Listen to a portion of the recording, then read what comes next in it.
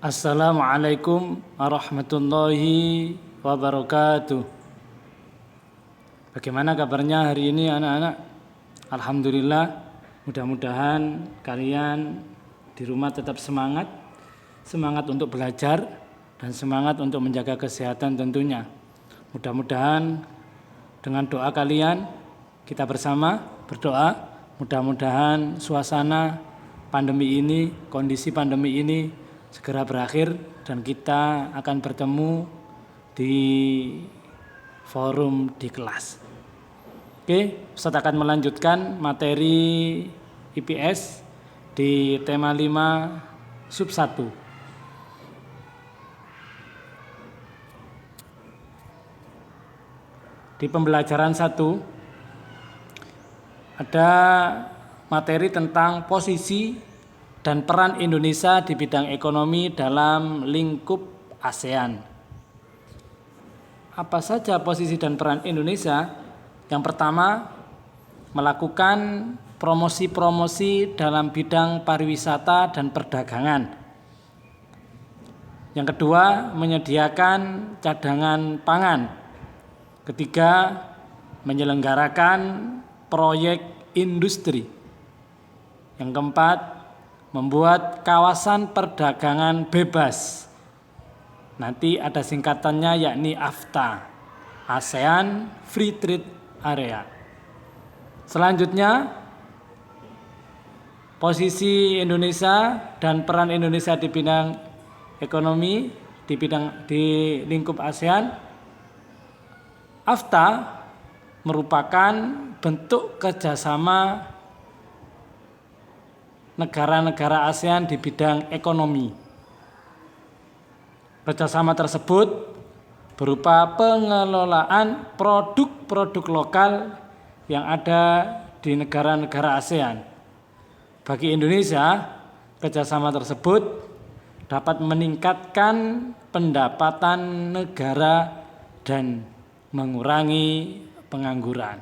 Jadi adanya AFTA ini bagi Indonesia dapat meningkatkan pendapatan negara dan mengurangi pengangguran karena banyaknya lapangan pekerjaan. Selanjutnya di materi pembelajaran 5, peran dan posisi Indonesia di bidang ekonomi dalam lingkup ASEAN. Yang kedua, ada yang pertama pertukaran sandang.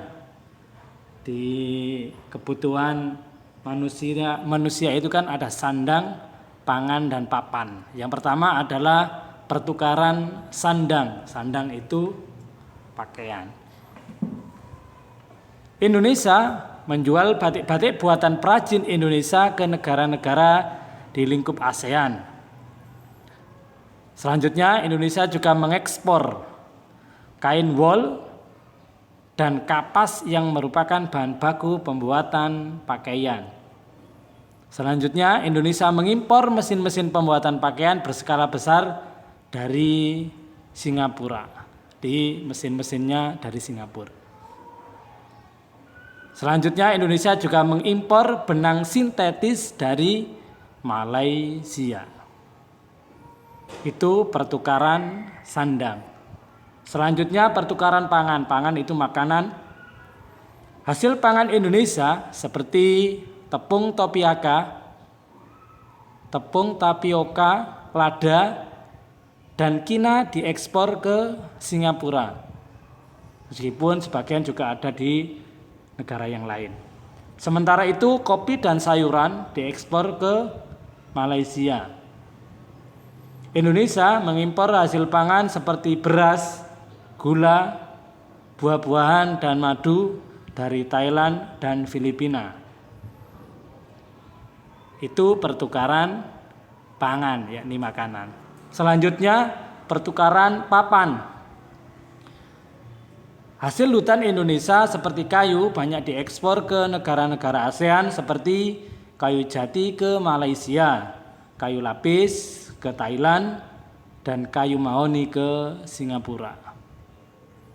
Selanjutnya, semen putih sebagai bahan baku pembuatan rumah diimpor dari Malaysia.